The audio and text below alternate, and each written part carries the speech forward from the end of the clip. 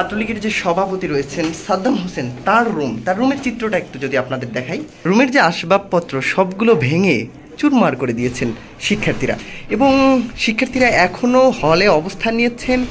কোনো প্রকার ছাত্রলীগের নেতাকর্মীরা এই হলে প্রবেশ করতে পারছে না। সব ছাত্রলীগের নেতাকর্মীদেরকে দাওয়া দিয়ে হল থেকে বের করে দিয়েছে। এখন সম্পূর্ণ নিয়ন্ত্রণে রয়েছে সাধারণ শিক্ষার্থীদের হলগুলো। শুধু এই হলটি না, ঢাকা বিশ্ববিদ্যালয়ের প্রতিটি হল এখন সাধারণ শিক্ষার্থীদের নিয়ন্ত্রণে। এটি কেন্দ্রীয় ছাত্রলীগের সভাপতি সাদ্দাম হোসেনের রুম। ভিতরের চিত্রগুলো একটু যদি দেখেন ক্যামেরায়, শিক্ষার্থীরা কোনো কিছুই অবশিষ্ট রেখেনি, সবগুলো ভেঙে চুরমার করে দিয়েছে।